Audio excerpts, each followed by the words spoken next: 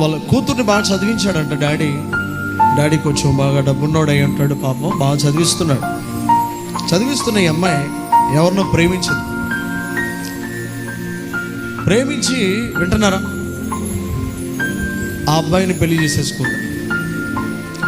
చేసుకుంది, దూరంగా వెళ్ళిపోయిన తర్వాత పిల్లరా వాళ్ళ డాడీ పాపం అమ్మాయిని చూడకుండా ఉండలేక ఏడుస్తా దిగులు పడతా కృంగిపోతా ఉన్నప్పుడు ఎవరో చెప్పారట, అయిపోయింది ఇక వెళ్ళి తెచ్చుకొని కూతుర్నంటే కూతురిని తెచ్చుకోవడానికి వెళ్ళాడంట. కూతుర్ని ఎంత బాగా ప్రేమించాడో, ఎంత ఆప్యాయంగా చూశాడో, కొదువు లేదు, కొరత లేదు. వినరా మొహమా వినో, ఎంత ఆప్యాయంగా చూశాడో తండ్రికి తెలుసు. ఈ అమ్మాయి ఆ వ్యక్తిని ప్రేమించి పెళ్లి చేసేసుకుంది. ఇంట్లో ఒప్పుకుందా నాకు అనాల్సిన, నాకు అబ్బాయి అందంగా ఉన్నాడు, బాగున్నాడు, వీడైతే బాగుంటుంది అనుకుని పెళ్లి చేసుకుని వెళ్ళిన తర్వాత 4-5 రోజుల తర్వాత సరే అయిపోయింది, అమ్మాయిని తెచ్చుకొని వాళ్ళిద్దరికి ఏదైనా రిసెప్షన్లా పెట్టి ఇంటికి తెచ్చేసుకుందామని పోతే వాళ్ళ కూతురు అంటే ఒక పాడుపడిపోయినటువంటి హోటల్లో ఉందంట.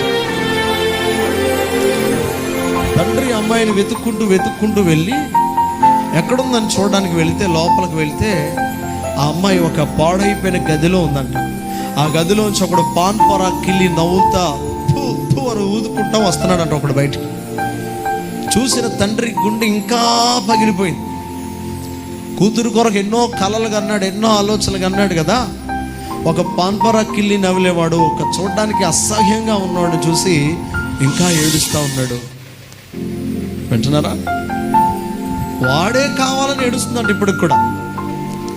అసలు నీకు వాడు ఎలా నచ్చాడమ్మా అంటే, వాడు ఒక ఆటో డ్రైవర్ అంట. ఆటో డ్రైవింగ్ చేయడం తప్పు కాదు, కానీ అన్ని అలవాట్లకు బానిసడం తప్పేగా.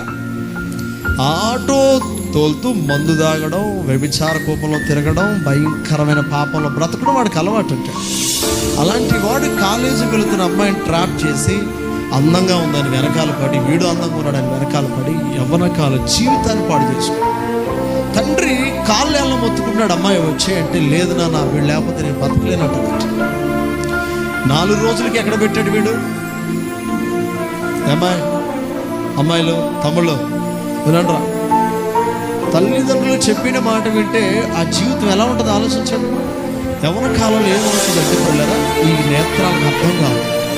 చూసిందల్లా ఆశించాలని, చూసిందల్లా పొందుకోవాలని పరుగులు పెడుతుంటారు.